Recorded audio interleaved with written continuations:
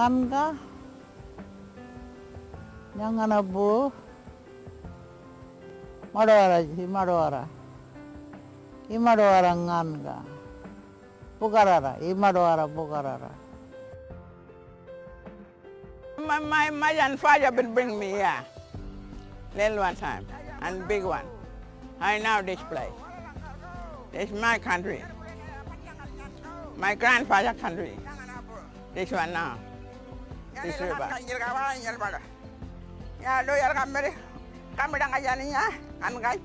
What I'm starting to see now in Australia is that the governments are colluding with the corporations and we are being colonised because of greed and rampant destruction of the landscape. What's the cost to the community? What's the cost not only to the physical health, but what does it do to cultural health? What does that do when someone loses that connection spiritually?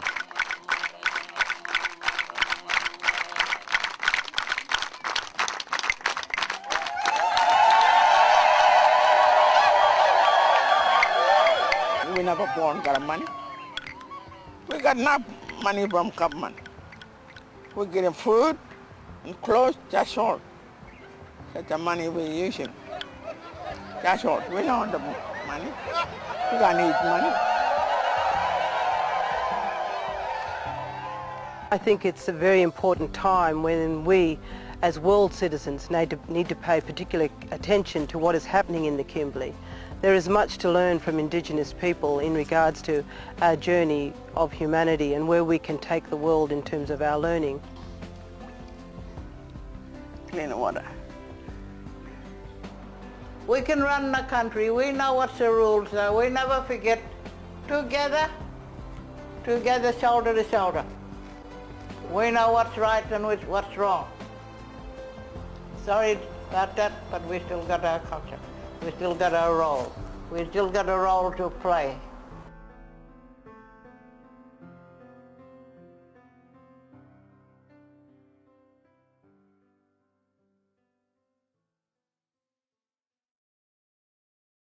Mabungimbi ngajino nilwala en palena ngayo imada waramane ngai manda jara nyigana nganga nyambo boru yaro jugun country mabungorin nganga love mabunganga nyundo. So in my language, which is Nyikina, I was just acknowledging that I am today sharing from Jugun and Yaru country in Broome. Broome is my home, but I'm a traditional custodian for the Fitzroy River. So in my language, I was acknowledging the river and saying that I am a woman who belongs to the Fitzroy River and that it's an excellent opportunity to share our love and our peace with each other and with the world. So thank you very much. Beautiful. Diane, would you like to say a few words to open up this conversation? Sure. Sego se wakwego. Gahandagwa shinyas. So grateful to Sangwe Disong, our creator, for giving us this opportunity to connect spiritually. And even though we're far apart on Mother Earth, we're still on this land all together. And I'm so grateful for all of the spiritual teachings that our peoples have given to us that stabilize us, put us on this land and give us our spiritual mandate that we need to fulfill in this lifetime.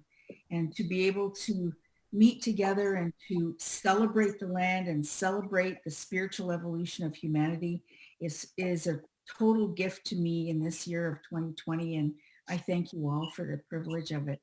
My Mohawk name is Gahandagwas. It means she's picking sweetgrass, and that's one of our sacred medicines. I'm Turtle Clan from the Ganyonge-Haga people, the Mohawk people at Six Nations in the Grand River Territory, south of Toronto. And when Vandana was studying at the University of Western Ontario, she was 1 hour from my home community. So our paths have crossed in Canada, and it's been a real privilege. So thank you so much for inviting me here today. Yahweh. Thank you. And Vandana. धरती माँ भूमि वसुंधरा हम वसुधैव कुटुंबकम एक परिवार हैं। कुछ सालों में भूल गए कि हम सब रिश्तेदार हैं। अलग अलग रंग के हैं, अलग अलग जीव हैं, पर परिवार तो एक ही है और जोड़ता है प्यार से और जीवन से।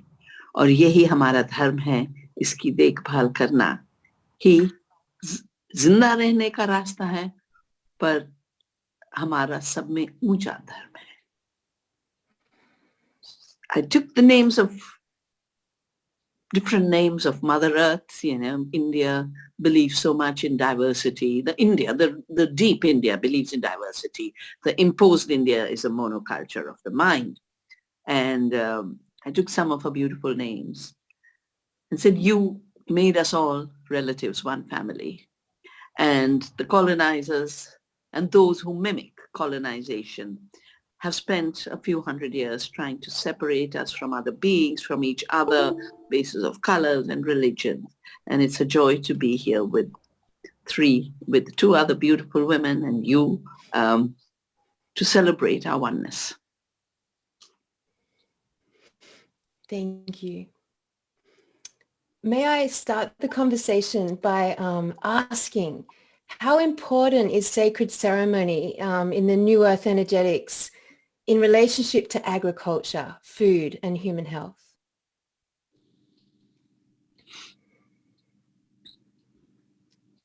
So I'll jump in here. Oh, Diane, thank you. I want to just say that, everything that we understand about life comes from our creation story. And that story tells us that we come from the stars. We say the Pleiades constellation. And as we come from the stars, we are created here. And when one of the spiritual beings that was with us as we came to this earth, he put his hands into the soil and he said these words, "The earth is alive." And that spiritual being was a helper of the creator to begin to create human beings. And so when we say, who are you? My people are Ganyangehaga people. Our land is called the land of the flint, the stone called flint. And it's an important piece to say, the clay that I am made of. When we refer to who we are, the clay that I am made of. And, when you think about who we are as original people in these homelands right across the face of Mother Earth, no matter if you're white, black, yellow, red people from the original families, what happens is that we have been given ceremonies of gratitude and thanksgiving that put us in balance with all those beings on Mother Earth and all of those beings in the sky world. Every ceremony that we offer is a ceremony of love, respect, and honor for life. And so for our people, we have ceremonies, an entire cycle of ceremonies absolutely geared to the sky world, the functioning of the moon, and the land itself. And so we're celebrating our midwinter ceremonies, the beginning of a new cycle of life, 5 days after the first new moon in January. And then all those subsequent ceremonies talk about calling the sap from the trees, our maple trees, the thunder beings coming home to awaken the land with the beautiful rains that are coming. All of those ceremonies are geared to those points within creation that sustain and uphold life. And that is the power of those original faith traditions, is that they sustain and uphold all life beings. There is not a hierarchy of life. There is a great circle of life. And, that's what ceremony means to our people. And without ceremony, there is no balance. That's how powerful words are, that when we make our morning invocations and we thank the four grandfather rings and the thunder beings that are coming in, the plant life, the animal life, the fish life, the bird life, the great waters upon the earth, all of those beings are sentient beings with a spirit. And when we talk to them and acknowledge them, we are energizing them, we're healing them, because they know that we love them and their spirit comes to stand with us. That's how powerful the ceremonies are. And I know that it'll be the same for all of your people as well. Thank you. Vandana. It is a very, very important process. Many, many years ago when I was in the US, in Chicago, I had something quite horrific happen to me, and I went to see a First Nations healer, and I just did it in good faith. And as we were driving in the taxi, we drove and drove, and it was almost like $100 later, we started to approach a place where we could see obviously that this is where First Nations people were. And as we drove up to the building, there was a man standing there with his hands all folded. And it was almost like he was waiting for me to come. And as the taxi pulled up, he leant down and opened the door and he said, "Can I help you?" And I said, "I hope you can, because something quite evil is happening. And I need to speak with someone who can do some cleansing and smoking." And after the ceremony, he looked at me in the eye and he said, "Do you realize you have the power?" And I sort of stood back and I wasn't quite sure where he was coming from. And he repeated it 3 times. And then he looked at me and he said, "Do you realize you have the power because you are a human being?" And that really changed my whole life in terms of it transformed me from thinking of myself as just one little individual, but as part of a bigger collective of humanity. Because he looked into my eyes and he said, "Do you realize that if you want to be a brave, you have to be brave?" And so that has changed my life in terms of believing that we as human beings are gifted from the Creator with an intellect, to what the old people teach us, to be observant, to look up in the sky, to look down in the ground, to look for our non-human relatives. So when we are born as Indigenous people, we are given a totem. We are given like what we call in my language, a judin. So for me, my totem is the blue-tongued lizard. So that teaches us as human beings that we are equal with our non-human family. And so we grow within us a sense and an ethics of care and love to realize that we exist in an environment that is totally reliant on the well-being, not just of ourselves as human beings, but of our non-human family. So that teaches us that we have to grow this ethics of care, and it's a lifelong project.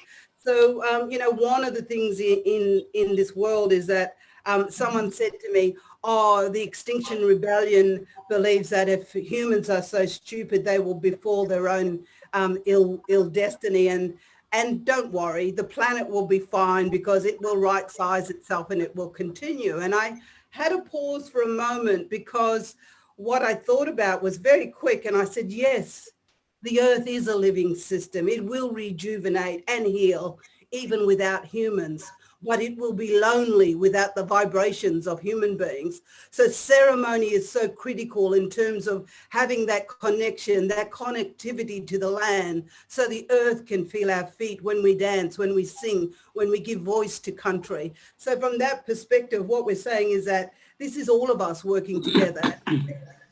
Part of ceremony, and even with Indigenous research is ceremony. So every little thing about us is all about caring and having a conversation with non-human beings, with the earth, with the living water systems, and connection, because we must rely on balance and harmony. So that's what ceremony does. It continually awakens us to the realization that we are in a deep relationship through intergenerational genetic memory, because the earth is alive, it is a living system, but most importantly, it holds memory. And so when we connect through ceremony, we evoke the energy systems that make us fully human.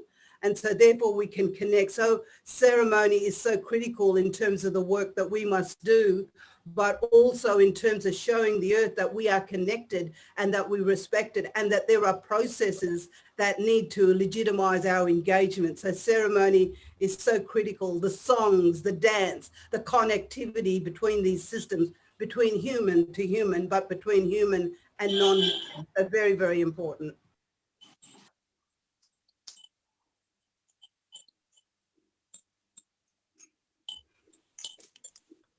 So as Diane mentioned, I had traveled to Canada to do a PhD in the foundations of quantum theory in London at the University of Western Ontario, close to her home.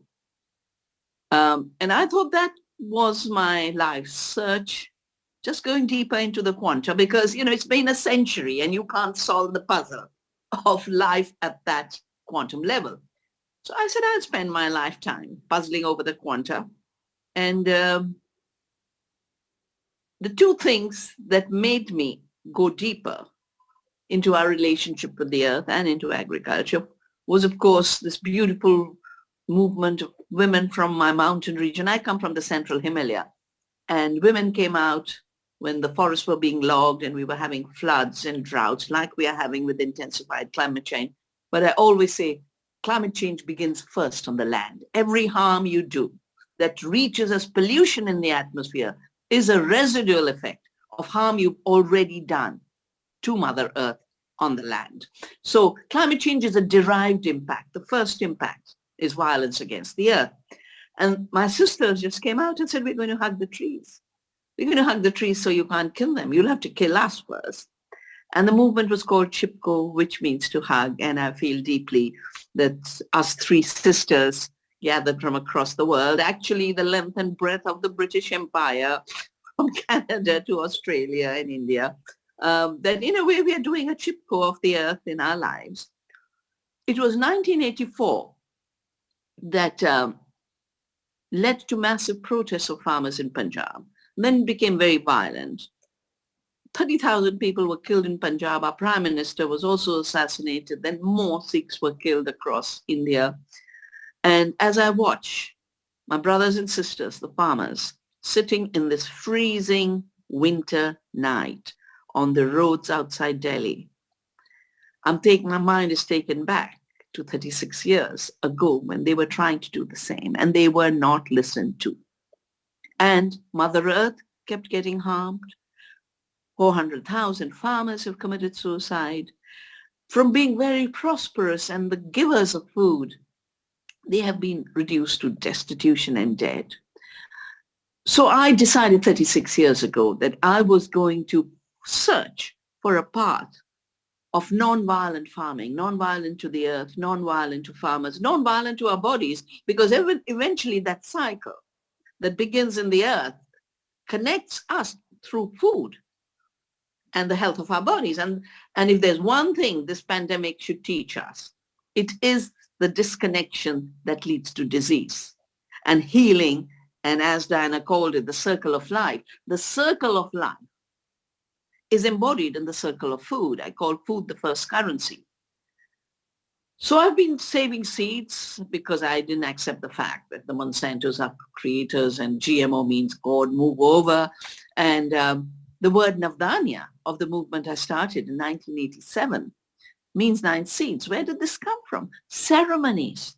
But these ceremonies are not just reestablishing our relationship with 9 seeds, diversity. When I get deeper into Ugadi, where 9 seeds are grown and germinated, it's also a germination test. It's the highest science. And women were practicing it through ceremony. We had no division between culture here and science here. The ceremony is the science of life. It is the science of living. And then while I was traveling the country to tell people they're trying to patent our seeds, 91 when the Dunkel draft was released, I traveled the whole country, talked to every farm union, talked to indigenous people. And that's where the women from the heart of India for rice diversity originated. 200,000 rices were created by indigenous people from one grass. That's the brilliance of their science and their ceremony. And they said, come back for Akti when we celebrate this gift. And I went back to Akti, Akshaya Tritiya in the bigger language, and beautiful ceremony where they bring their seeds and share them as a commons and take it back as a gift and then actually do scientific trials on germination. And the germination rates are 99.9% successful compared to the corporate seeds, which are 90% failures in most places. So I would just say 3 things about the need for ceremony, that knowledge is in those ceremonies, that celebration and joy is in those ceremonies. For me, it's a tragedy that as the United States has collapsed as an economy, people are living through the pain through opioids, you know, And the highest killer now is addiction to painkillers. And if you look at the data during the lockdown, more people are dying because of addictions than the COVID, suicides. Ceremonies don't let you get to those dark places. They don't just rejuvenate you, they give you the collective strength to commit yourself to shape another world. And the word ritual is derived from the Sanskrit word rita. Rita is the right way of living in harmony with the universe. Anrita is the way the dominant system is imposing itself on us.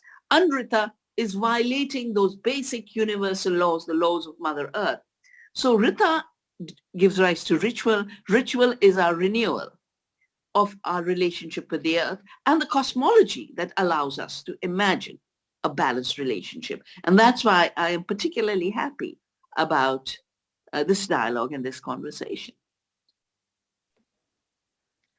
Oh, such profound words. And I think that Vandana, and I think the conversation around connection and joy is the thing that we share our messaging through. So, you know, in white fella language, we probably think we don't do very many customs, but we actually do through our connection with community. That's the thing that binds us.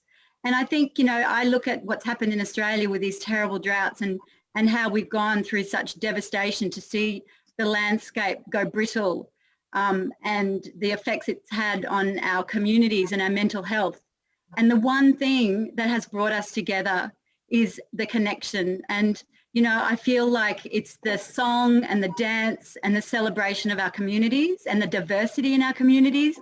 And I think I look at soil and how incredible the capacity of soil is when it's diverse. You know, the diversity of the soil is an exploration of the city in our communities. And when our soil is healthy and thriving, then the earth is healthy and thriving. Our connection to our earth and our communities are thriving. And so all of these beautiful conversations are all interrelated and woven, you know, so this is such a beautiful exploration of that connection of, you know, a bridge between what the sacred, our rituals, the way that we come together. And I think it's actually, for me, I've come through this space of actually it's not about the bridge, it's like us being on a canoe together. And the canoes are very sacred. Diane, I'm sure that you can share a story about a canoe, but I've gone through a journey of being able to follow a river on a canoe rather than relying on a bridge, just using our beautiful energetic footprint gently on the earth and following the river, the flow of the river, and on a canoe. And that's what's been, you know, that binding, that thing that's been really strong for me. Mm-hmm.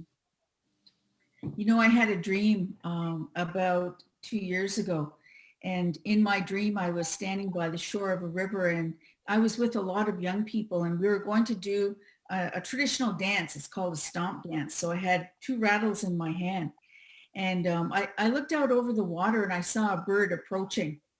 And when that bird approached, I thought, oh, this kind of looks like an eagle, but it was closer and closer, and it was, in our tradition, we call it a thunderbird, 30-foot wingspan, black, and it comes in bringing rain on its back and lightning through its eyes. So it's very much a spiritual bird as much as it can manifest physically.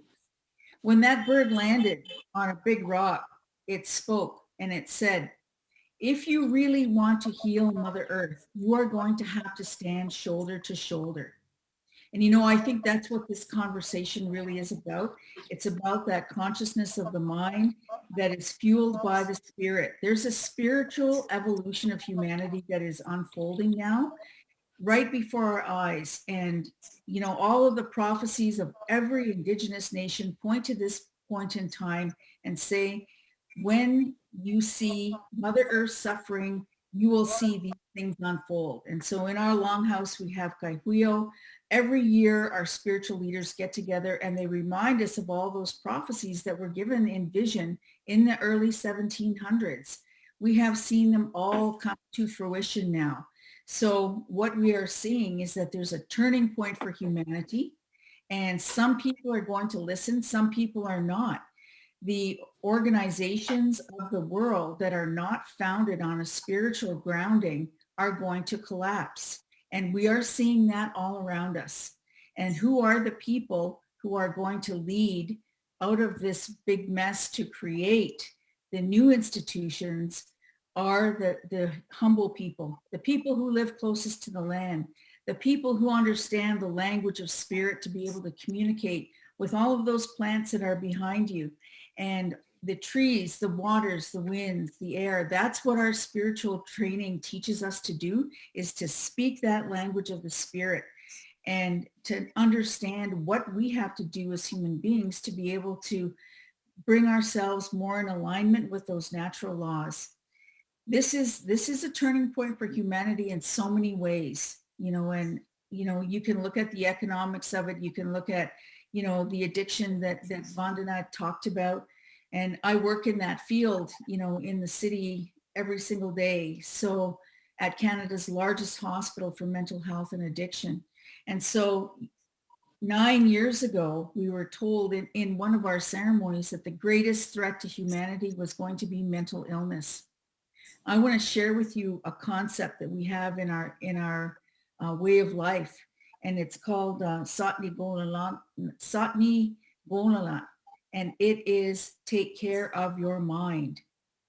It is such an important piece because we have teachings in and around the good mind, generosity, respect, honesty, empathy, caring, kindness, all of those things that you need to have for a good relationship with each other, but also with the land, because there's a reciprocal relationship that you cannot continue to take from the land without the land pushing back on you to teach you a really good lesson. That's where we're at today. And I hope humanity learns its lesson, because they've been warned by Indigenous people all over the world. They've been warned every time Vandana does her speaking, writes her books, has opportunities to stand on a global stage. Our spiritual leaders as well at the United Nations in the Permanent Forum for Indigenous Peoples on the global stage, warning people about what is happening to the land, to the water, to the air, and to all of the beings of creation. So some people are listening. And, I look at those empires that are falling now. And, as much as we've pushed back against them in our time, our job now, our real job now, is to create, co-create, unify and co-create new ways of working together for the land, the air, and the water. And I think gatherings like this podcast and millions of people in the world today could be on this podcast, because we are no longer in the minority and we are not alone. And what's really powerful for me is that no matter what governments stand against us, no matter what armies of the earth stand against us, what I know to be true is that the power of the Creator, the power of the Creator will prevail for those natural laws and spiritual laws. And that's where I'm aligning all of my energy with, is all of those traditional teachings, all of the power of the ceremonies, and raising up the minds of people. And really grateful just to listen to you now, because, that's the thing about Mohawks. If you give them an inch, they're going to take the whole hour. And we always say, don't give a microphone to a Mohawk. Thank you. Anne, I'd love you to respond. Yeah, no, this is exactly where we need to be going. And I think one of the questions we're all coming to this conversation about is, can we have a common and shared future under climate change as nations, as global citizens? And we have a concept in my culture called wake up the snake. And so wake up the snake means, how do you wake up the consciousness of the people to bring the people with you? So, ceremony, poetry, films, stories, conversations like this is waking up the consciousness of those people who want to come with us. We are building a coalition of hope globally. People are rising and looking at what Indigenous people are doing. What we're saying is that this ancient wisdom is exactly right in terms of where we need to bring modernity now. Just going back to the conversation about quantum physics, and many, many years ago, there was a profound person who was a quantum physicist, but he was also an anthropologist, David Maybury Lewis. And many, many years ago, he wrote and made a film called Ancient Wisdom in the Modern Times. And that has so much relevance because in our language, we have a word called Bugaragara.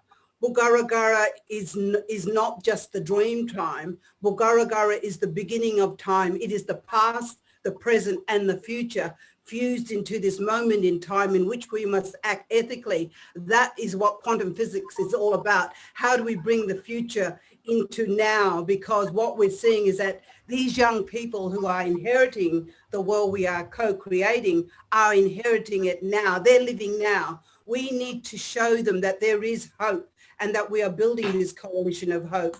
It's very, very interesting because,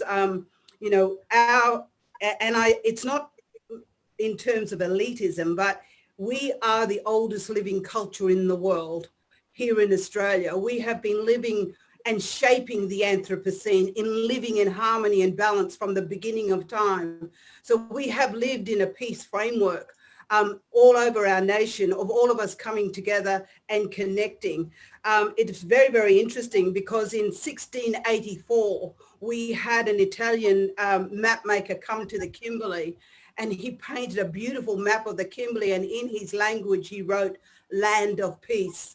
So after living in peace and harmony and balance with the natural world, our lands and resources have been taken by act of theft and dispossession. But our view is that this ancient wisdom, these first laws of the land and our collective wisdom is not only a gift for our nations and for right-sizing planetary health and well-being, it's an opportunity to revisit spiritual and relational connection with each other. This is about multi-species justice. And somebody was saying to me the other day that sustainable lifeways and sustainability is the social justice issue of the century. And so we are bringing this ancient wisdom, we are bringing first law into a different place. First law is exactly what you were saying and sharing with us, which is about values, which is about ethics, which is about code of conduct. How do we live in a civil society and negotiate the rules of how we live in harmony? So first law is very, very much interdependent and interrelated with all life because all life is precious, the birds, the animals, the rivers. So all of this is about first law, law of the land, not law of man. And it is relational, it is non-hierarchical, and it is with our non-human relatives that we do this. So our ancient laws are based on ancient wisdom through stories, through song, through ceremony, and the law of the land is guided by these teachings and the learnings and the values and ethics and code of conduct. So in the Kimberley, we are guided by two laws, Wallangari law, which is the law of the Fitzroy River, and Wunan law, which is the law of regional governance, about sharing, about trade, about place-based governance. So it's really, really important that, as I said, Bugaragara, our laws go back to the beginning of time, to the past, present, and future. Most importantly, we are guided by a concept called Lian. Lian means your moral compass, your inner spirit to determine right from wrong for the greater good of not just human beings, but for the greater good of everything that is all around us. So Lian, through our actions, we can belittle and diminish humans, or we can raise their spirit up to join us. So first law is about raising and nurturing Lian, to inspire, to empower, to motivate fellow human beings to feel valued and to reach their full potentials. We come from a world of we, not me, and we must focus on community well-being and the well-being of all of our communities through circular economies, through prosperity that we define within our regions as what is the greater good, as opposed to being dictated to by invasive colonial development, which is really the greater good for a few. So, you know, these conversations are so critical in terms of understanding that it's all of us working together. It's all of us standing. It is about energy. It's the energy of our spirit. It's the energy of the land. And what we're seeing at the moment is the destabilization of our planet because the energy systems are being interrupted. They're being interrupted, they're being destroyed. And what we're saying is that the energy that we can bring to this conversation is an energy of love, of peace, of harmony, of balance, and seeing that within the entirety of place-based governance. How do we as people of the regions and of our nations look at mobilizing it? Because one of the things I've heard from Vandana is that we cannot rely on governments. We have to have a mobilization of people power, because whichever nation state we're living in, we see that there's collusion, there's corruption. And so there needs to be this awakening, as I said, wake up the snake. How do we wake up the consciousness of the people? And when you see what's happening in our nation states, we really need to wake this snake up. Thank you.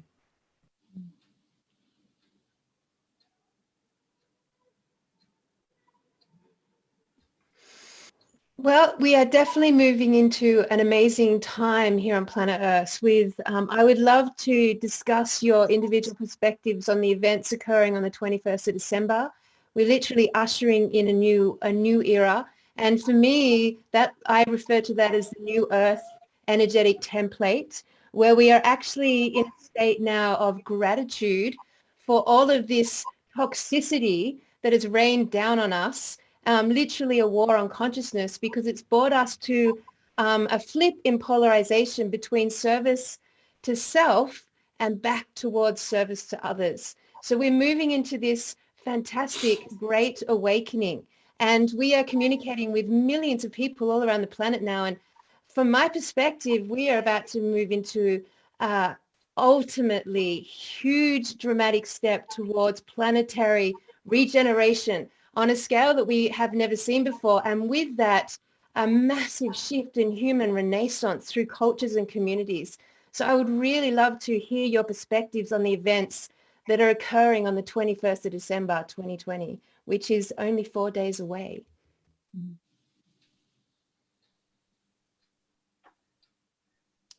Diane? So I'll share a little bit about what happened at our midwinter ceremonies in the longhouse of our people. That's our ceremonial lodge, and we gather there, and midwinter ceremonies are usually 5 days after the first new moon in January. And so the people will gather to celebrate what has gone on the year before, and also to give invocations for the coming cycle, never asking for more than what we had last year, but really giving thanks and gratitude and asking for the renewal of a cycle.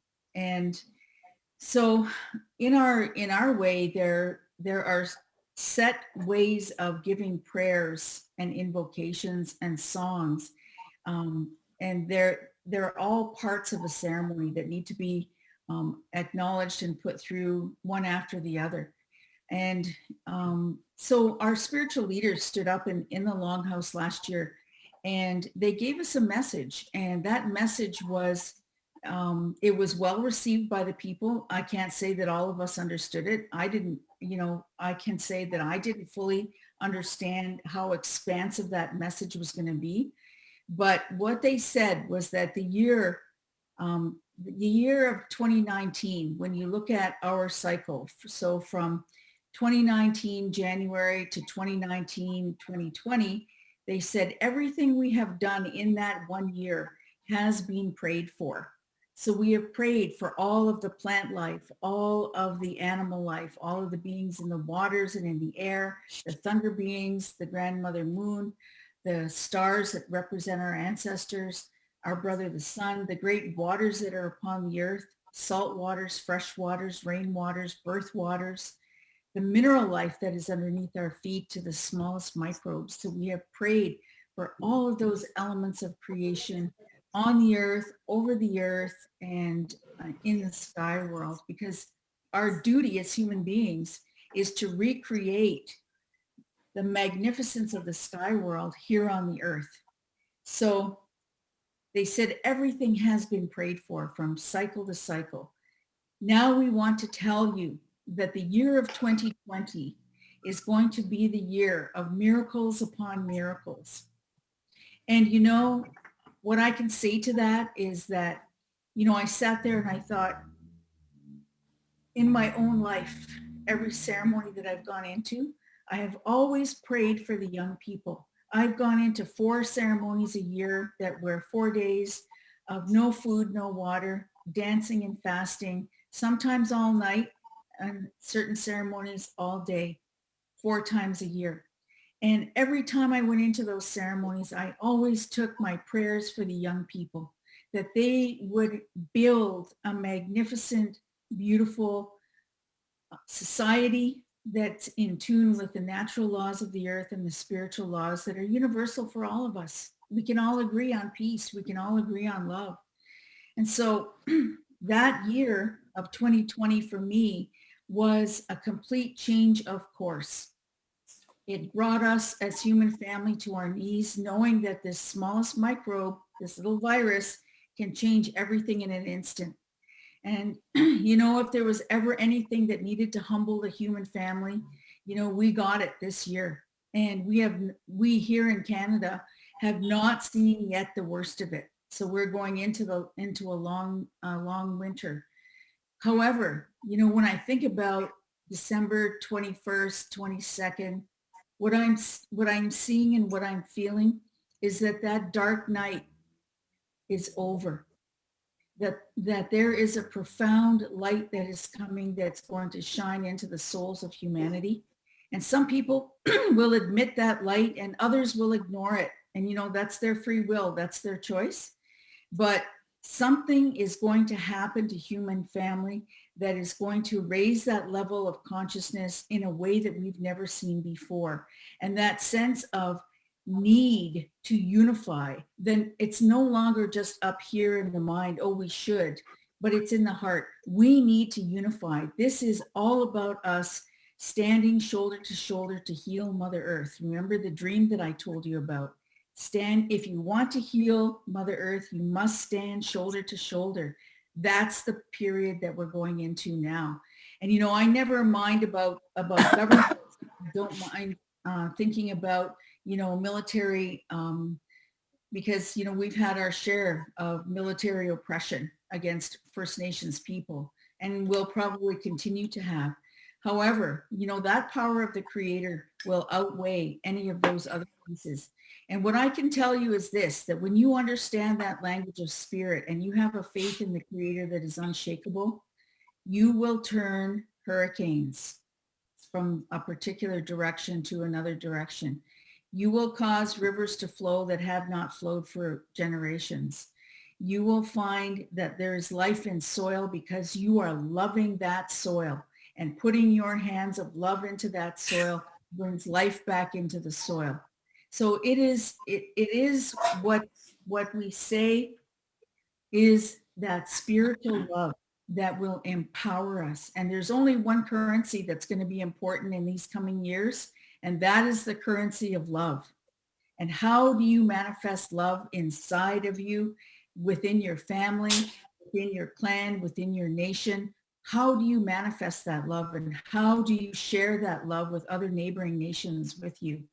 That's what it's going to be, because, you know, what we have seen so far is that dark night. And we've seen it in the mind, we've seen it in actions, and we've seen its impact on the earth and on the poorest of the poor people in the world. And, you know, I want to declare that that dark night is over. The light is coming. Thank you. Yeah, no, I totally agree. As I said earlier in my start about waking up the consciousness of the people. And you know, in the film that we show you with 3 sisters, the senior elder stands there, the matriarch of our family, and she says, we can only do this shoulder to shoulder. So those words are very, very powerful. We've heard them here, we've received them, we have actioned them, we dream them as well. So we dream that we can only do this shoulder to shoulder. So it is time for our ancient Indigenous wisdom to inform legal pluralism to inform governance and equity for all. It is time to build a coalition of hope, and that is what is being mobilized globally. So we need to find these new ways of how to develop place-based governance based on bioregions and watershed. It is the time to transition from the old economies and transition to the new ways. So, you know, this has been a wonderful conversation, and I guess the message we are putting out, because the first question I had is, can we have a common and shared future under climate change? And COVID has been a direct consequence of this. And so over the year, we've been able to look at how COVID has influenced the way our nations have had to respond from a collective response.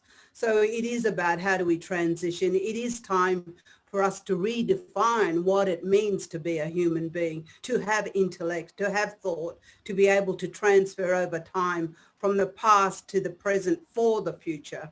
So this is about developing a unity pathway. This must be about cooperation, collaboration, and sharing of information, because when we have that, we can stand in unity, and so we can push those things away, and we can hold to the precious belief that to be a human being, we all need to be brave, because this work will require us to be brave. So from that perspective, I think it's been definitely an honor to be able to sit in this space and reflect on the wisdom of our elders who have instructed us to dream new dreams, and to find those people who believe in the work that we are doing and be able to mobilize that and come to together as a collective.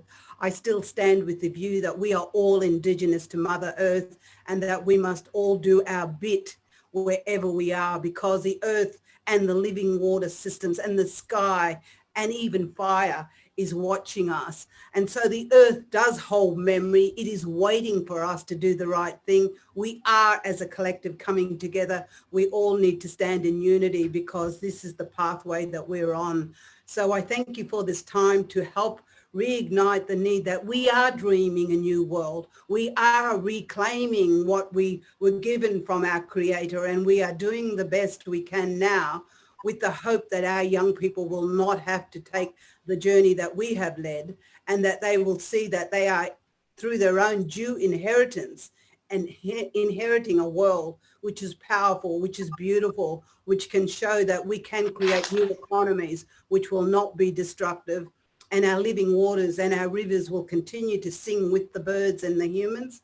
So thank you both for this opportunity. Thank you for creating this space for dialogue, but it is all of us waking up the consciousness of the people and bringing the people with us. Thank you.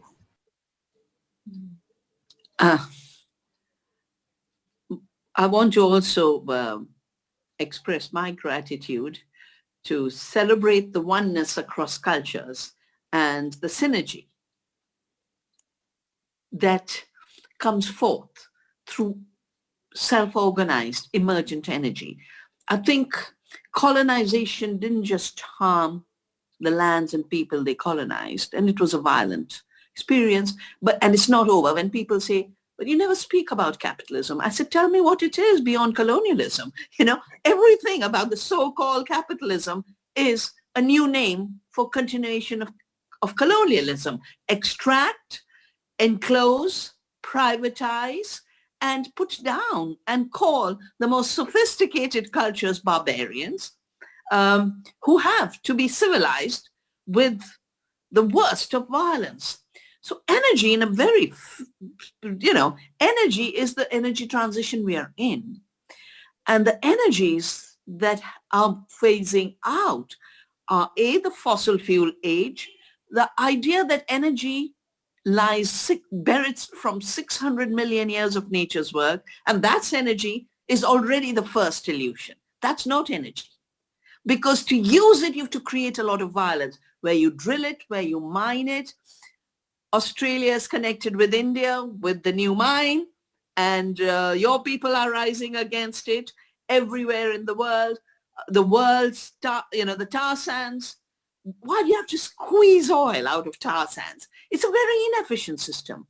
And because we began with agriculture, my work has shown that as an energy system, industrial agriculture is so wasteful, uses 10 units of energy to produce 1 unit of bad food, destroying our bodily energy, giving us the chronic diseases which are the real reason for deaths during COVID. COVID doesn't kill, co-mortality kills. If you have existing conditions, that's what's killing people. So this is not energy, and we have to reclaim energy. We have to reclaim energy from being and from being an external input imposed on us to being energy. All of life is about vibration. The wave function of the quanta is a vibration. Spandana is how we refer to it. Everything living is organized in resonance. And that resonance is self-organized from within. It's in the seed to grow from a seed to a plant or a tree. It doesn't need an external input, fossil fuel energy. And that's where the Monsantos and the Mr. Bill Gates have gone wrong. They have made their ego so big, they think the world, the seed is waiting for Monsanto and the earth is waiting for Mr. Gates. No.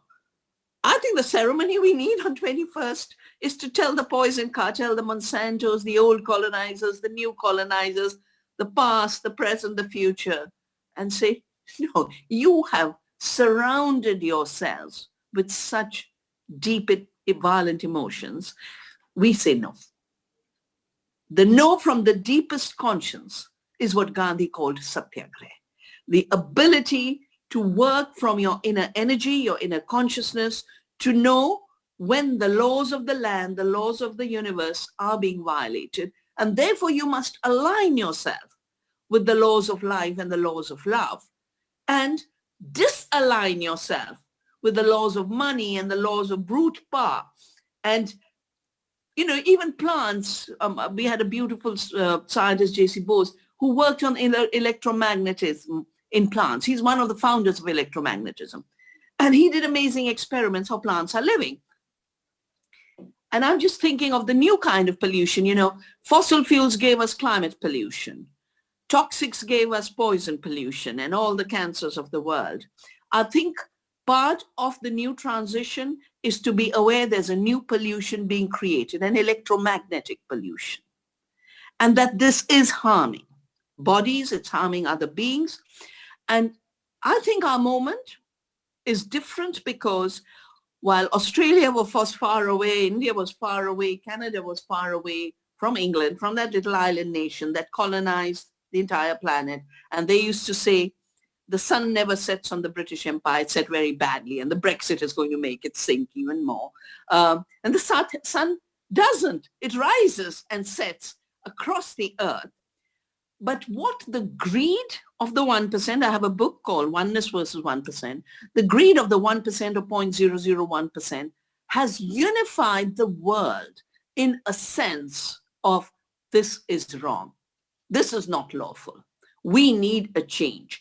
And for the first time, we have objective conditions to connect humanity in a new liberation that is in alignment with the earth. We've never had this condition before.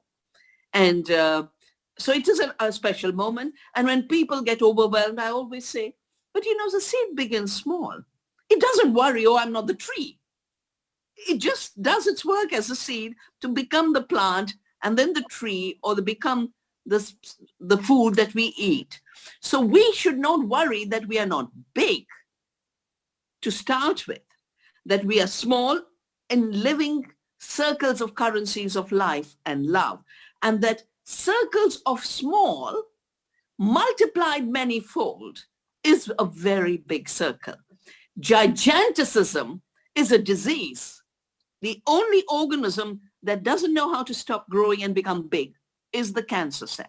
Living healthy cells know when to stop growing. They know how to interact with each other in mutuality and giving.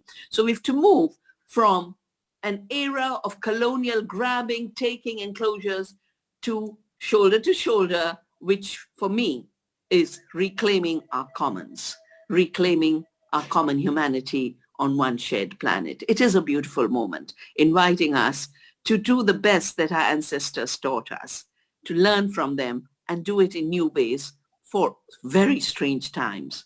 But that's why we have to be creative.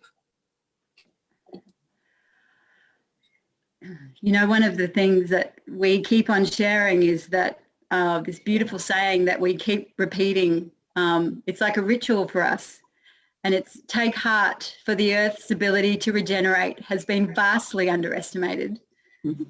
Yeah. And I'm really sad that we're so short of time, because I think we could speak for another hour, but I'd like to maybe, if we could close a circle and maybe just do a little sharing each of you know, some wise words to our audience right now. Diane, thank you. Thank you. I want to tell our audience how much they are loved and how our fires are burning for them in our lodge every single day. The fire, the sacred fire, is lit at sunrise, and it's carefully tended throughout the day with many prayers and offerings. And that includes all of humanity. And we offer these ceremonies every day, especially at the time of the beginning of the pandemic, when there was so much fear and chaos in society. And we just kept our fires burning, and they're still burning to this day, because we want people to know that as dark as these times seem to be, that the Creator has a plan for each and every one of us, that we don't have to worry about the big picture so much and be overwhelmed by it. But what we have to do is to really think about, what is my part in constructing a new reality, a new economy, a new education system, you know, an integrated community where we work together, where there is a commons, where there are communal values, where there is a moral code that we aspire to, and that we aspire to love one another, and the outcome of that, we want it to be peace. So I really, you know, want to uplift the hearts and souls of all of the listeners here, and the ones who listen to this program maybe for years to come, that at this point in time when it seemed the darkest, we never lost hope and we never lost faith that the Creator was in control, that the Creator had everything in his hands, and that our job is to believe, to act, and to live in a moral and ethical way according to our cultural traditions, loving the land and loving this life that we've been given, and not to waste it, you know, and to look for the healing we need when we feel those pressures of anxiety or fear or grieving or loss, that to uplift one another and to care for one another. So thank you so much. Yeah, no, I'd just like to echo that, and I want to thank the people for taking time out, because time is a gift as well. So I want to thank you for taking the time to come and listen to us share, to have sat there and watched the film from the three sisters, because it is exactly that, shoulder to shoulder. We need each other. We all come together as a collective because we have the commonality that we are human beings. So from that, I want to say that it is through our ancient wisdom that we all come together.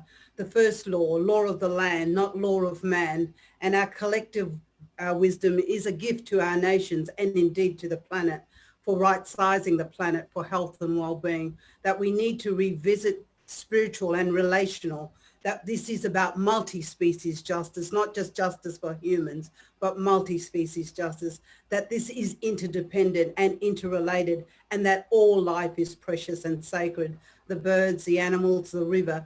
So from that perspective, I want to say thank you to those people who've tuned in tonight. Thank you for the opportunity to share with my two sisters across the planet. Thank you for your love, for your ethics of care, for your wisdom, for your sharing. And what we are doing is that we are waking the consciousness of the planet. We are coming united as human beings with the gift of this love and care, and that we are saying this is for all of us. And we want to ensure that we move forward in a collaborative way, in a good spirit, because this is what the first law is, igniting the human spirit so that we can take action, that we can dream new dreams of how we believe that our world can be. So thank you all for sharing, and with great love in my heart, I want to say it's been a very moving and very feeling and energetic conversation, and we entrust this and give it to the viewers, and we say thank you for your time and for your love and for your ethics of care. We are building a coalition of hope globally, And with that, our young people can be sure that they have a future that we are building now so that they can also continue to reach their dreams and dream their full potential of what does it mean to be human. Thank you all.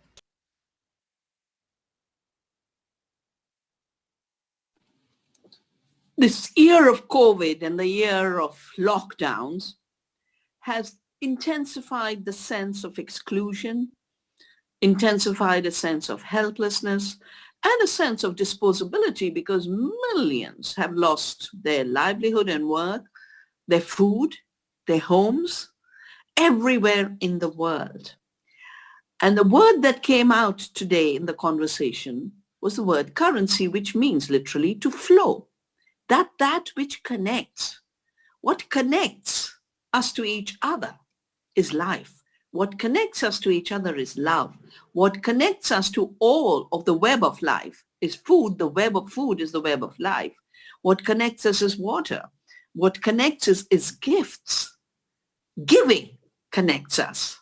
Taking and grabbing disconnects.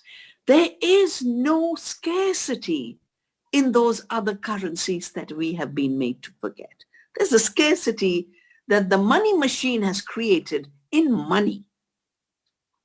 And now is the time to say that was a construct of colonialism. That was a construct of taking and grabbing. We now need the currencies of giving and sharing. That is the new moment we've shaped. And there is no dearth of it. The earth is inviting us and saying, regenerate. Just give me a little bit of what I give you. Regenerate. The waters are inviting us to regenerate.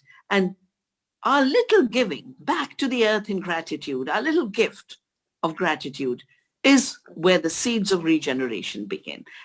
For the new year, my greetings, so that we are part of this amazing miracle of regeneration, of which each of us can be a seed. This has been a sacred edition of Regenerate, and I would like to say thank you with much reverence for this conversation. It is appreciated across the plane, across the world, and we will introduce a very special film now, Anna's film.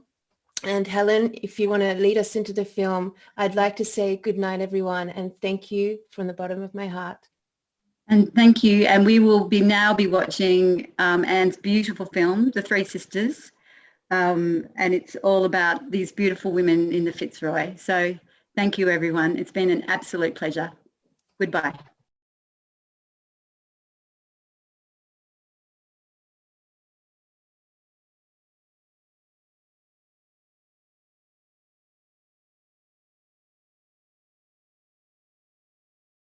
It's really important to look at what is natural law and what is spiritual law. Where do I as a human being fit into this whole process? And where do I as a human being contribute to it? How do I move the agenda forward? And so I'll just tell you the agenda very simply. It's the healing of Mother Earth, and it's the spiritual evolution of humanity. Two things. One cannot happen without the other.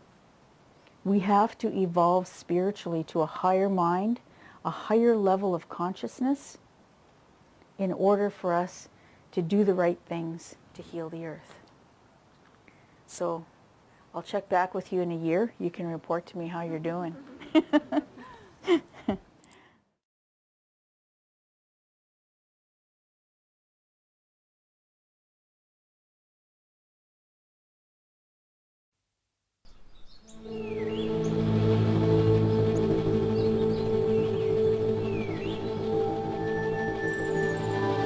Food is a weapon. They said when you sell real weapons and arms, you control armies. When you control food, you control society. When you control seed, you control life on earth.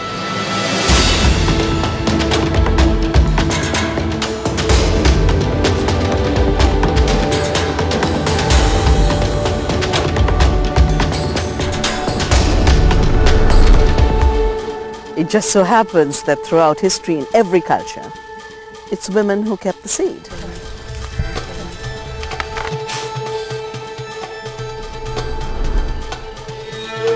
I'm born in the Himalayan forest, and non-separation from nature was quite clearly a lesson.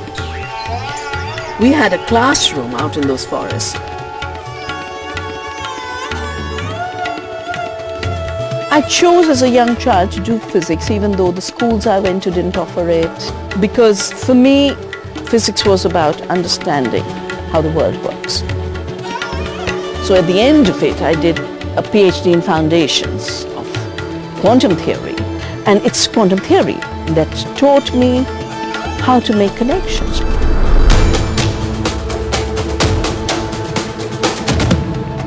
Because of my book, I got invited to a biotech meeting where I realized what the industry wanted to do with the seed, which is to take control of the seed through patenting. That's when I started. I took a commitment to start saving seeds, but I also realized it's not enough to talk anymore. Got to do it. 40% of the solution to climate change lies in organic, ecological farming in the hands of small farmers.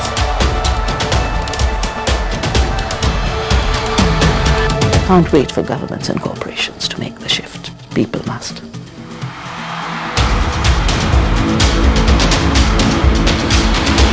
A GMO forced on people without a label is a criminal act. Monsanto is proud to be the industry leader in agricultural innovation. Monsanto sneaked into the budget law a clause that no court could ever rule against them. We're committed to helping farmers double yields by 2030.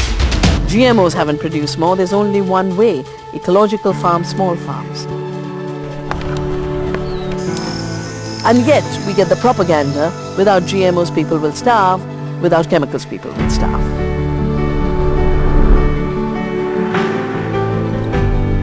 We have enough innovation and technologies to grow more food without killing our farmers. You have to throw the light of disclosure in order to break these secret bonds between manipulated officials, manipulated GMOs, and manipulated science. This is Gandhi. 7 social sins.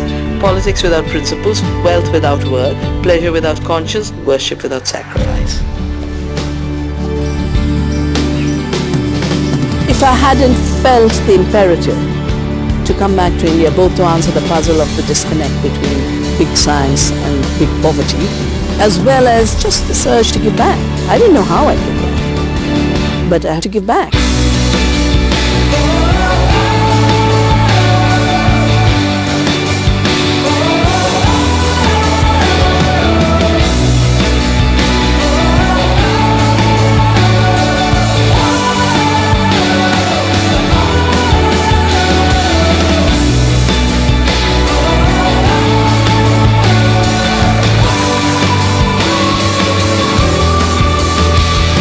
Little old lady from India.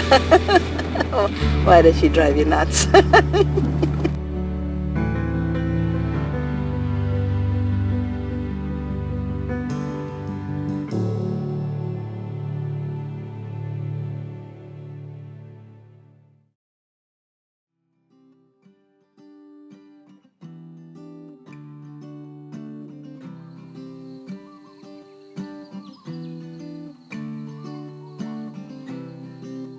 Ngajinu nilawal Diane Poelina, ngai imarora manen, nga manda jara nyigena, nga nyigena nganga, nga nganga nyigena vuru.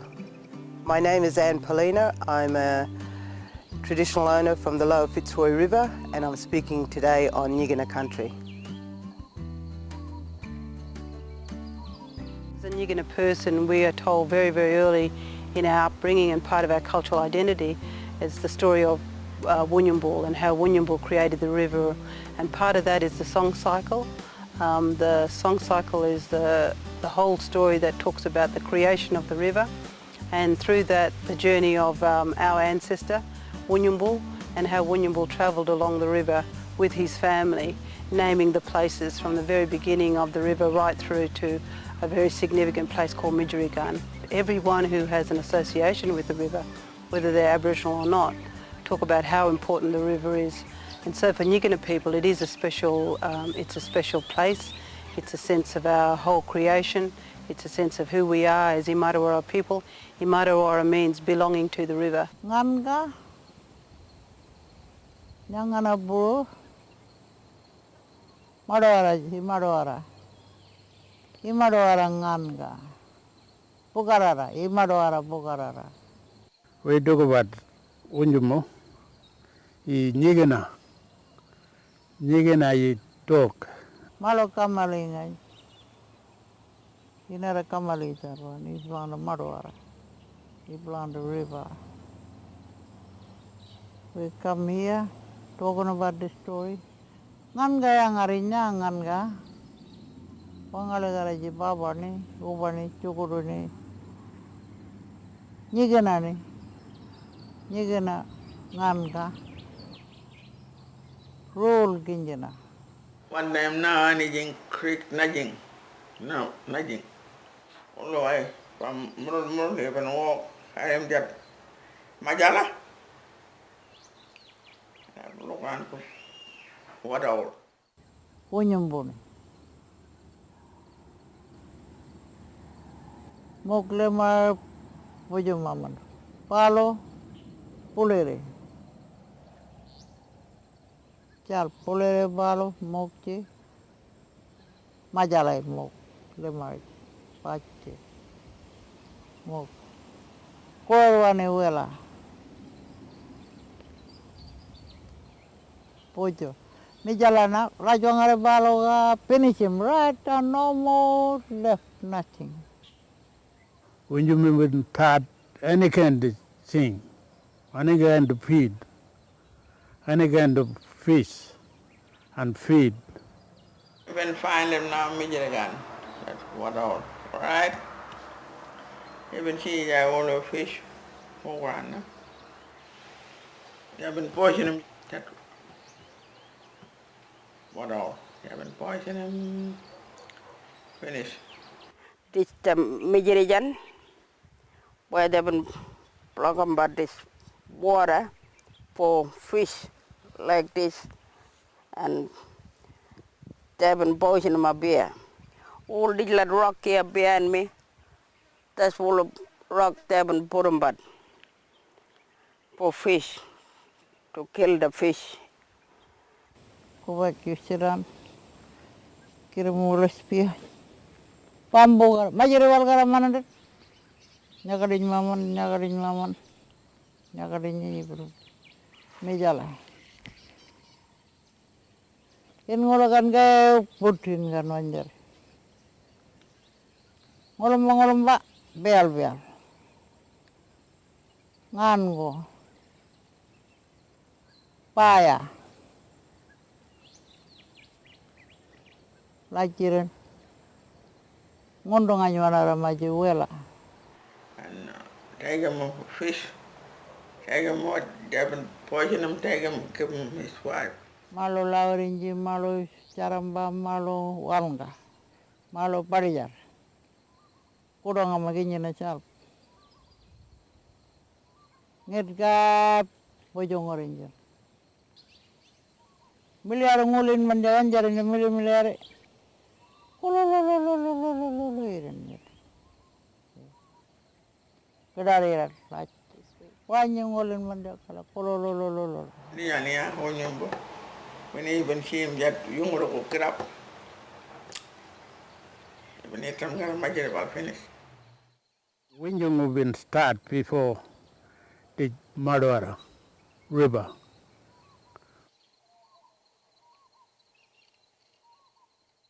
That binding coming from Wunjumu, and we gotta talk about Wunjumu, and we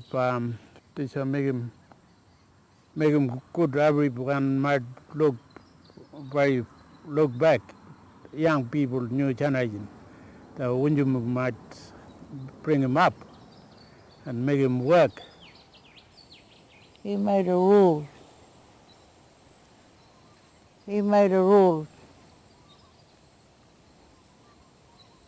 Rule for what you gotta eat, what you can touch him, don't touch him. You gotta do it the right way, properly. Unjumo is a boss for river. Next time, when you go river, you can hear them there sing out.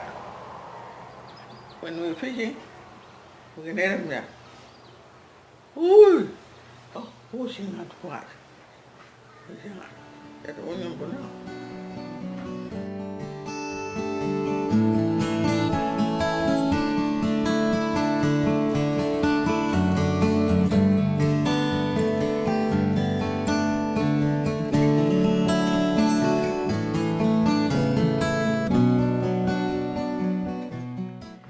Nyikina people are the Yimadawara people, the traditional owners of the lower Fitzroy River in the West Kimberley region of Western Australia.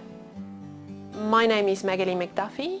I have been working with Nyikina women for the past 6 years, first as a filmmaker and now also more recently as a PhD researcher. Nyikina women chose the medium of film over 20 years ago to record their cultural activities and their stories for educational purposes, but also to document what is happening in their communities with community-based projects, the native title process and the current political fight against the mining industry in the Kimberley. Through film, Nyikina women have chosen to tell their stories spanning 80 years, 3 generations and very different lived experiences. This is a Jimbin Gabu Yimadawara Maninil story, which in Nyikina means the story of Nyikina women from the inside to the outside and of the men who support them. So I'm only here as the filmmaker, as the witness, with a camera recording the stories that Nyikina women want to tell the outside world. In a sort of circular storytelling way, this film retraces our conversations over the past 6 years and centres around the lives of 3 Nyikina women, Lucy Marshall, Ginny Wabi and Anne Poelina, and their commitment to protecting the culture and country of Nyikina people. I was born on Mount Anderson, but my mother was grow up in Libringa because my grandfather took all his family back there. The 2 brothers got shot. As we was growing up on that side of the river, Fitzroy, people used to walk from here, from Mount House, to visit my family in Upper Libringa and Mount Anderson. Walk. No riding horse, no motorcar, and walk back up this way to work. And these say history, what I've been told. I know who I am. I know I speak my language. I speak Bunava, I speak Mangala, because I grew up on Mangala on the other side of the river. Good family, right down to Eda, right down to Derby. Derby is a Nyikina town. Nobody changes anything. You don't change nothing. White man can change his rule, but black fellow don't change it. Even a court don't change his rule. Once one, never bend. It still belongs there. You can go on this side of the boundary, but you have to be aware. You go this side, it's still the same. My family, I don't think they're going to change. They know who they are. They can go visit their own country, their grandparents' country, their grandmother's country, their great-grandmother's country. They can still visit, as long as they know who they are. We still got our young generation. We're still bringing up their rights, what their rights are in their own country. We might have grandparents from overseas, but we are still Australian Aboriginals. My name is Ginny Wabi. I'm from here. I've been born in Udela. Ungalgada, black for a name, that place now, that side. This one here, Mangul Creek. White man named Mangul Creek and black for a name Pudongon Gurai. my grandfather would bring me here. Little one time and big one. I know this place. This is my country. My grandfather's country. This one now. This river.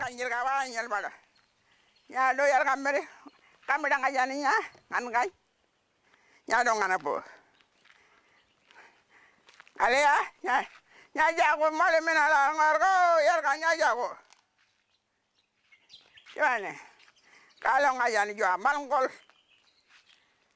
nangan belanja, kalangan manja dia.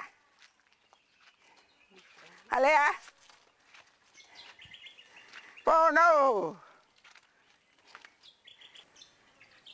malam minalar ngarga. Nyado wangi luar boleh, nyado ngana, kalau ngana meja. Nilai dia.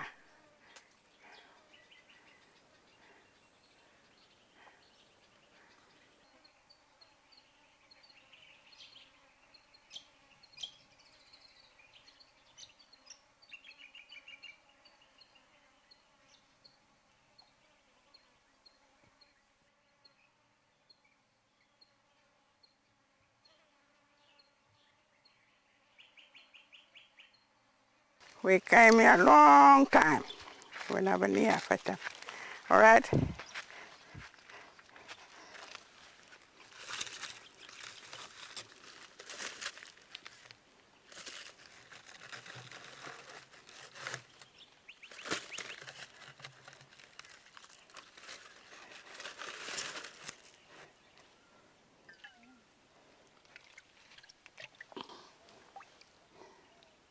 Clean water. Living water, this one.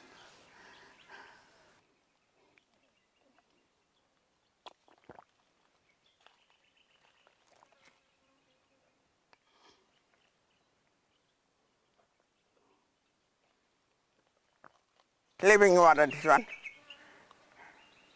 You never finish it, this water. Living water, this one. We want them. You can grow along this water.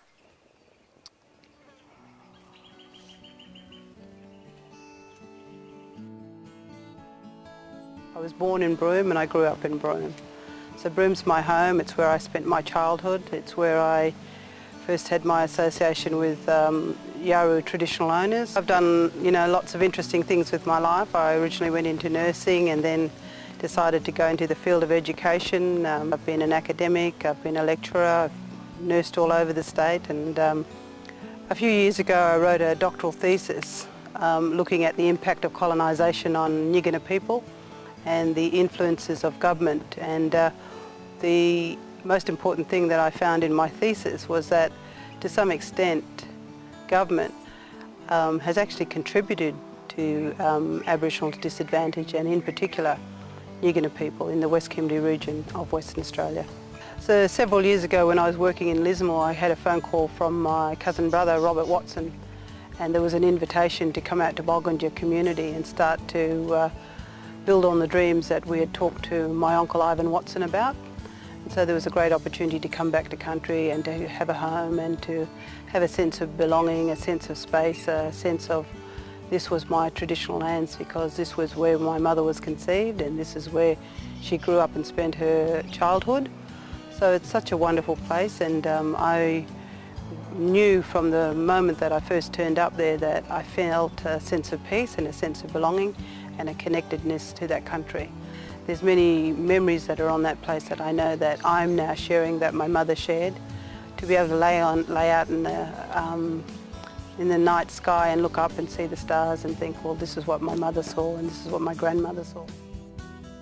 Throughout the past century, Nyikina people have had to adapt and respond to different waves of government policies aimed at marginalising Nyikina people living independently on their land. The colonisation of the Kimberley first started roughly around 1879 with the arrival of Alexander Forrest and his exploration team. The report that he wrote about this expedition was very enthusiastic. about the vast floodplains of the Fitzroy River, about a rich and bountiful country, and it literally spelt the end of life as Nyikina people had known it for thousands of years, because pastoralists in the south and the east, hearing about the report, were very eager to claim their stake in this newly discovered area. And this happened at lightning fast speed. Bassi, in his book in 1915, points out that by 1881, 5.5 million acres had been leased, and that by the end of June 1882, this figure had trebled.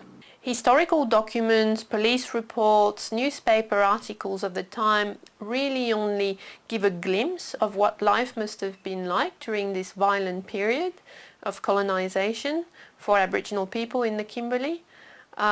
We know that some massacres occurred in different places in the Kimberley.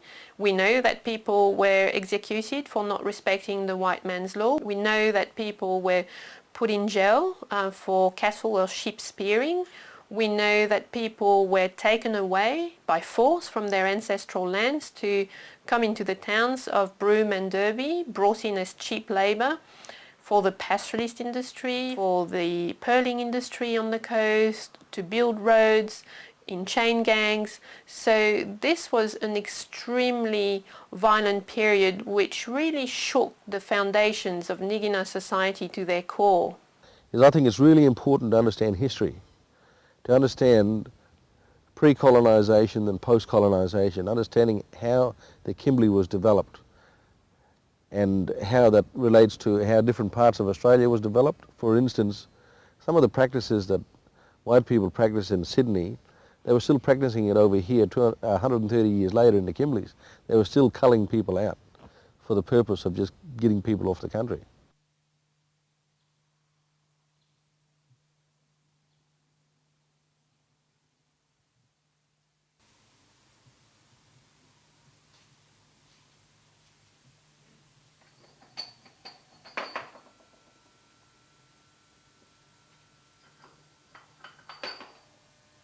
People been a little bit weak from chain, from hitting. Carry have been hitting, or track have been hitting with that whip from stick. And I've been still working strong from hold that whip from carry have been hit me all the time, trap me with a stick or the chain. Or that rope, that pickly one rope, hit me from blood come waste and Nabaco Hospital and still working.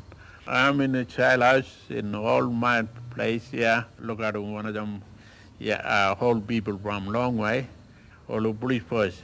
They've been working here, cut them people from long way station, bring them up here for courts, and I've been still here. And I've been looking at all the people from station and Pushman people do, with the sign and all that tree, that two white tree, tied up with the people, tied up with the whole people, and tied up looking down.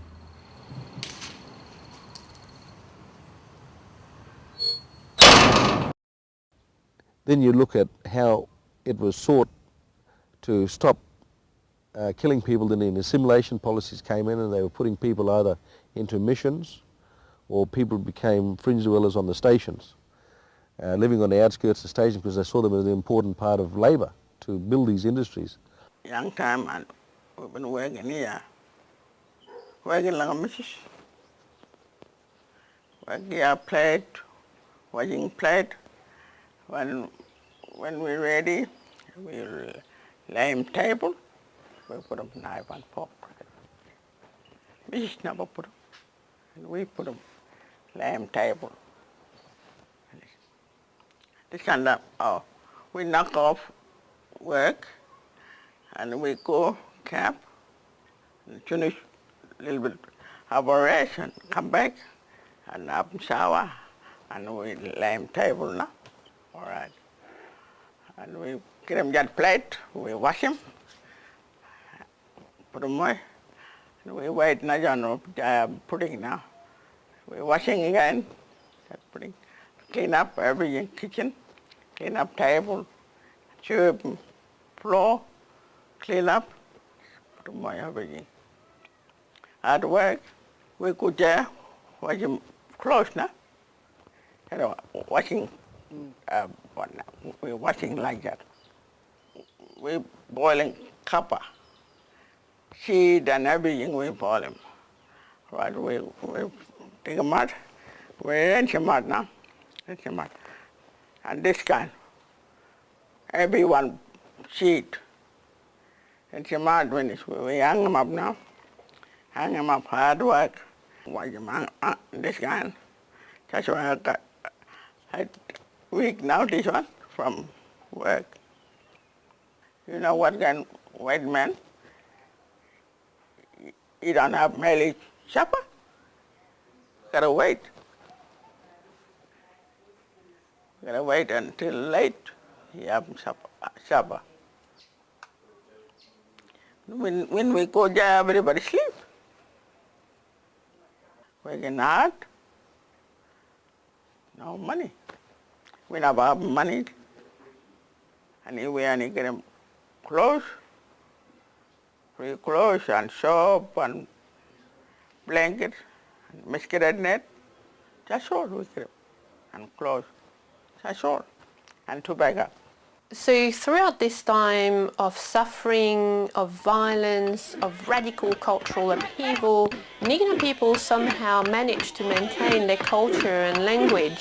And today their ceremonies and their Bugarara stories, their stories from the dream time, are very much alive and part of Nyikina everyday life, and still unite the past, the present and the future for Nyikina people.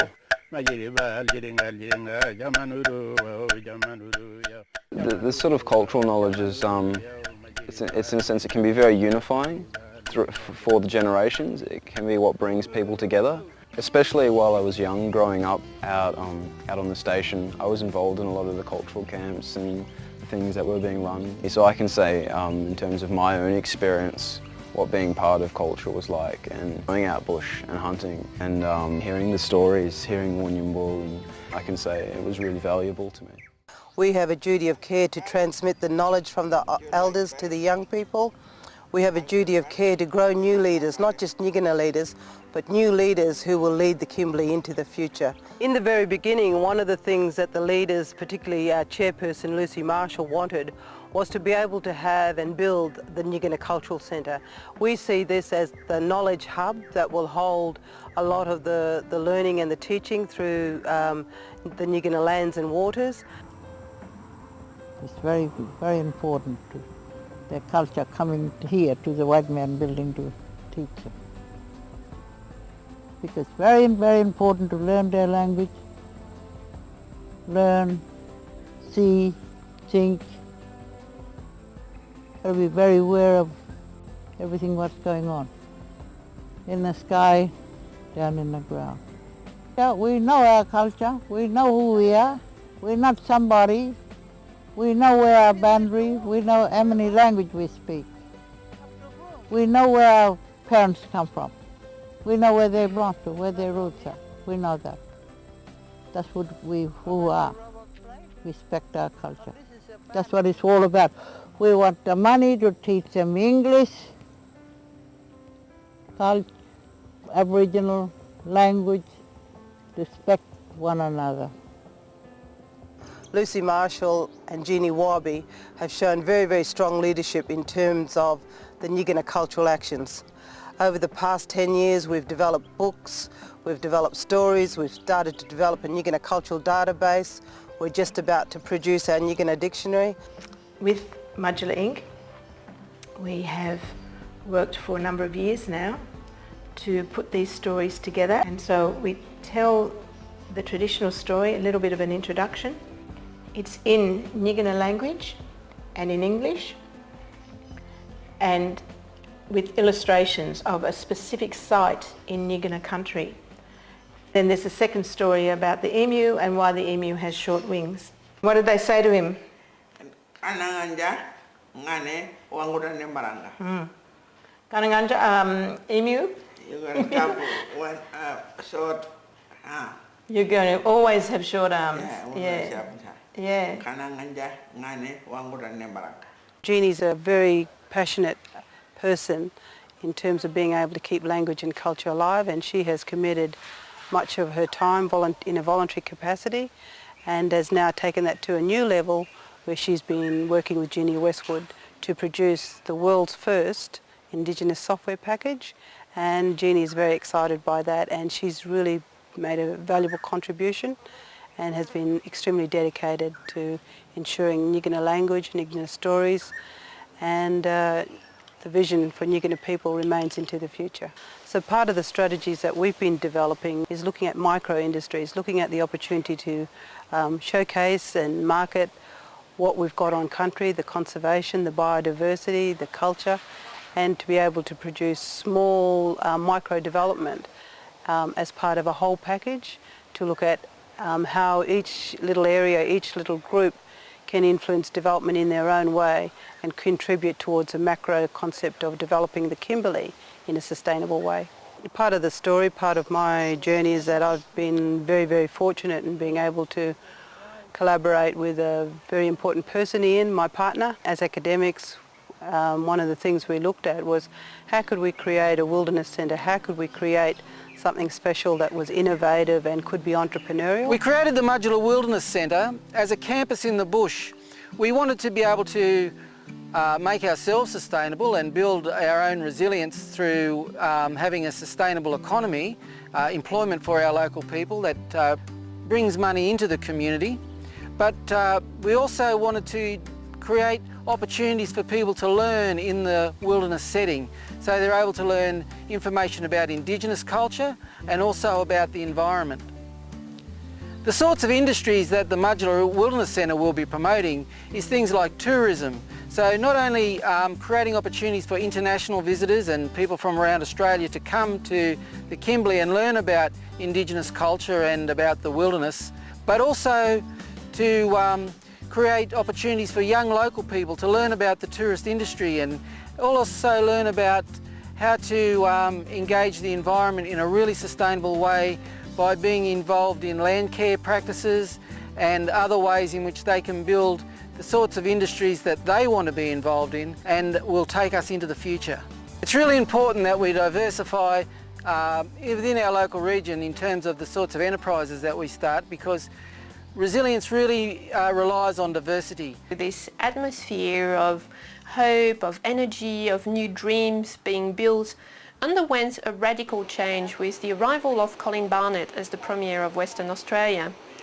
His government made it very clear, very quickly, that the Kimberley was now going to be open slather to the mining industry. What I'm starting to see now in Australia is that the governments are colluding with the corporations, and we are being colonised because of greed and rampant destruction of the landscape. The Kimberley is under attack. We have a Premier, Colin Barnett, who said that he wants the Kimberley to be the next Pilbara. He wants to see mines all over the Kimberley. We know that there's the potential for coal, uranium, copper, diamonds, bauxite, iron ore, zinc, lead, as well as other precious metals. We know that this industry needs an incredible amount of water.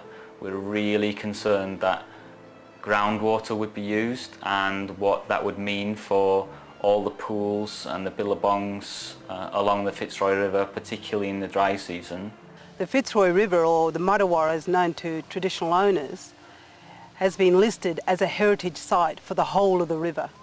The traditional ecological knowledge to date demonstrates that we are talking about a pristine living water system. Now, the Fitzroy River is connected to water soaks, to springs, and to date we still do not know and understand from a scientific perspective what the relationship is between underground water and surface water. Salt water comes up, we bring the barramundi up here. No one won't believe you. Into this place you see fish, see? This is Jarur. Comes from this way and we meet the salt water in here. And this is a place, you know, they say Ungur place called Ungur.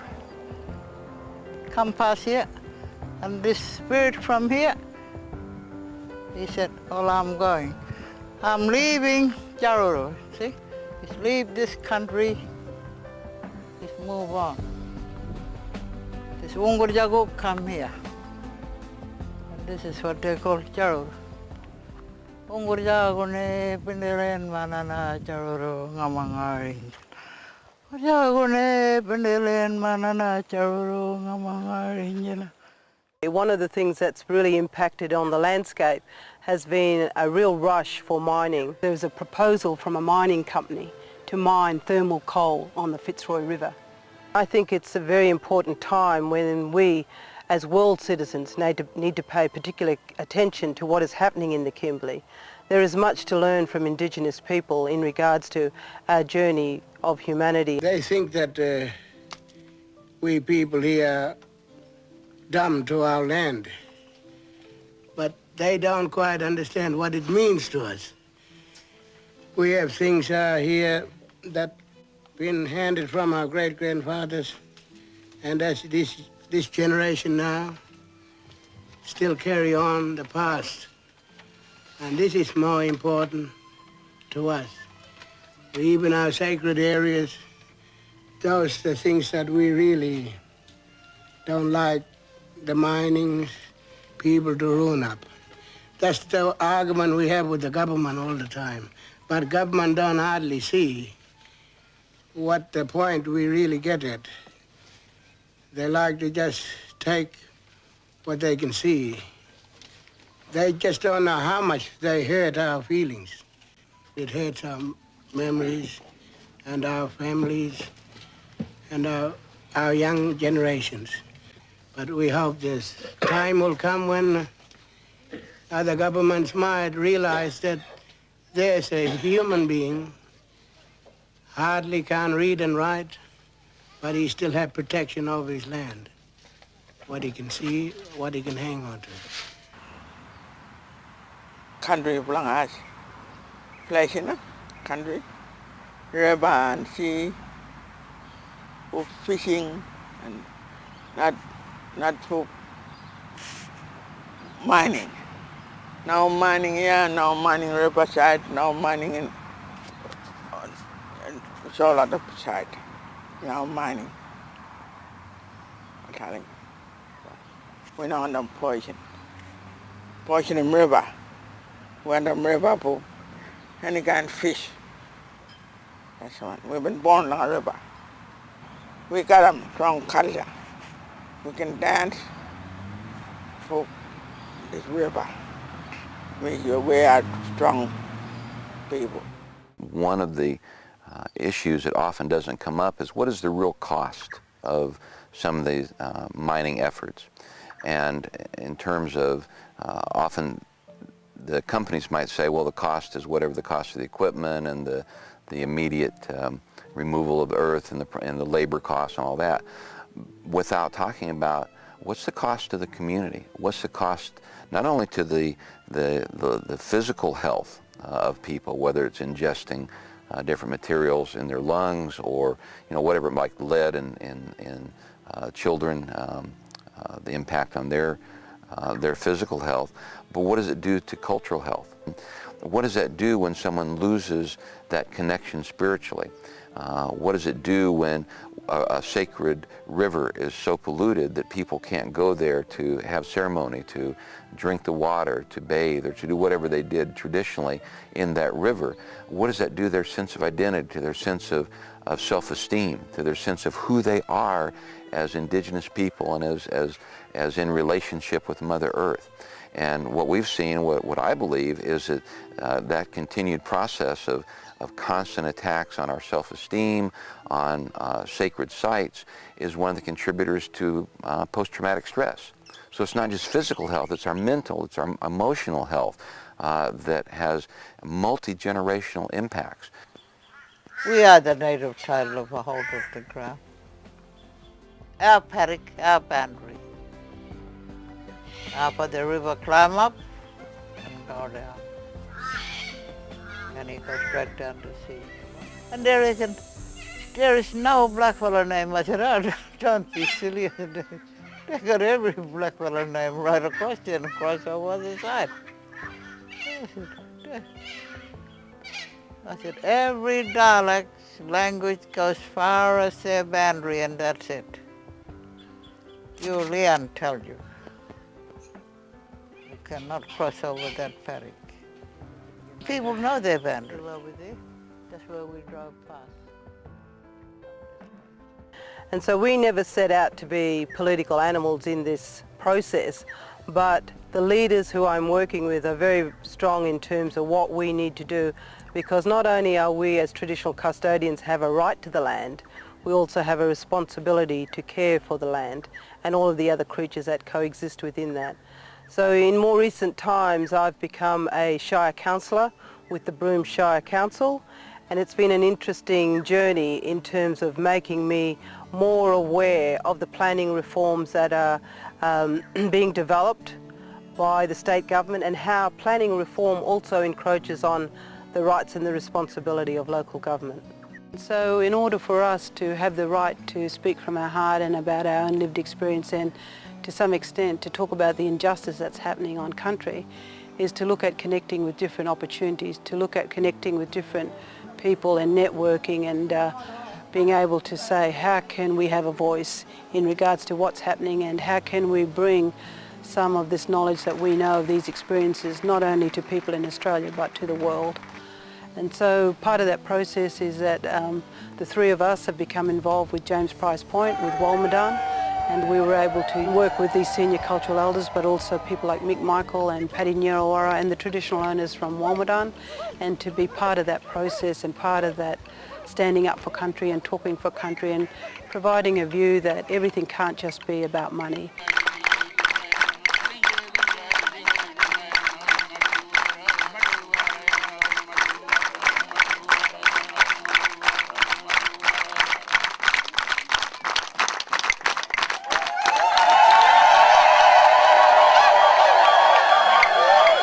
We never born got money. We got enough money from government. We getting food and clothes, just all. That's the money we're using. That's all. We don't have the money. We don't need money. I think one of the things that people need to understand is that for Aboriginal people, we are told that with native title we have no power of veto. So in regards to looking after the environment and defending the environment, what I have been able to do is use environmental laws to be able to bring about an opportunity to slow down on the process. In 2010, I was fortunate to go to America, and there was a gathering of 22 Indigenous philosophers that came from all around the world to prepare a statement for the world. So many people are out there fighting hard and often feel isolated, they feel alone, and simply coming to an awareness that they're not alone, that every Indigenous community around the world in some way is facing similar issues. This world is everybody's world, and we all live here together. And people who make policy about environmental protection often tend to look at universities or scientists trained in a Western way or other activists who are pursuing their goals, when in fact the group that is most often overlooked and yet has probably the greatest wisdom of any group in terms of relation to the environment are the Indigenous communities. And so it's absolutely imperative that these communities be involved in the dialogue in addressing issues like climate change and how to mitigate impacts of other pollutants and how to work with communities for future development in a way that's sustainable, in a way that can be maintained without impacting the environment. And so including these communities is absolutely critical. For me, it is about going back and exploring other international covenants and looking at the United Nations Declaration on Human Rights. Early in 2012, we had a rare opportunity. My partner Ian and Magali McDuffie, our friend, we were invited to go to UNESCO to present what was actually happening and what was the story of Indigenous people that we could share with the United Nations through UNESCO. And so we were able to go there and have a conversation, and we believe it's the start of a conversation and an opportunity to create real partnerships with people internationally. If we are to survive, then we have got to listen to indigenous peoples, and we've got to build those links between non-native and native communities and move forward as partners and in partnership of equals. And coming to the table doesn't mean simply sharing ideas, which is a very important part. It means being part of the decision-making process, not simply being informed after the fact, but being part of determining the steps that are taken forward and being true equals in that process. One of the things that's very important that I've learned, not just from Nyikina people, but from people from the hill country, from Ngurinyan people, is that before white people came, we had a principle called the Wunan Law. And the Wunan Law recognises that in each of the different nations, everyone had their own stories, everyone had their own law, everyone had their own songs, and had their own way of doing community business and coexisting with the land. So the Wunan Law was a regional governance model. It combined all of the nations together under one code of conduct, values, principles for coexistence and co-management. So we're now looking at how can we bring some of those principles into regional governance, into a model that's going to include non-Indigenous people as well as Aboriginal people, caring for the land and for the Kimberley waters. We can run the country, we know what the rules are, we never forget. Together, shoulder to shoulder. We know what's right and what's wrong. Sorry about that, but we still got our culture. We still got our role. We still got a role to play. Wurrungali is very important to Aboriginal people. Even now, I show my grandchildren, get up on the bank and watch the catfish circling. Little catfish, big catfish. That's a Wurrungali. Yunguru was singing that Wurrungali, the circle, big round. And they tell me, oh yes, no, you lie, well, you can't see, what are you doing? It's going around, and the little one's going opposite way, like a clock. That's the Wurrungali for the river. And in the moon, you find a circle, just for the saltwater, big tide, and Waramba, big flood, Ngalila. We know, we're ready. Not only the wireless and the European telling us on the news, oh, the cyclone or the monsoon coming. Yeah, of course the country is getting wild, angry. The spirits are getting, Mother Nature getting angry. We're losing all the people, washing the country away. And this has got to be stopped by the people. Those people are playing with the nature. We're at a tipping point. And unless we take action now, unless we are forceful emotionally, perhaps in written documents, in video statements, in relationship building with governmental entities and scientists, unless we take those steps now, this tipping point means that if it tips too far, we won't be able to go back. So the final message that I would like to leave the world is a song line that has been sung for many, many, many generations, from the beginning of time, from Bulgaragara. And Jabba Darby used to say, come in Jabba Jabba, come in Nyul Nyul, come in all the different people, come in Mangla people, come to the river, let it feed you, let it soothe your spirit, and then go back to where you came from and tell your people out there how important the river is. And in more recent times, before Jabba passed away, he was singing a song, come in Japanese people, come in Chinaman people, come in English people, come in French people, come to the river of life, the Mudawara, come and show the world that this is important for all of us, for our humanity. And the song cycle now is to go forward. So all you people out there, come and hear the call from Jabba, come to the Kimbleys, come and support us, because we are standing up for humanity.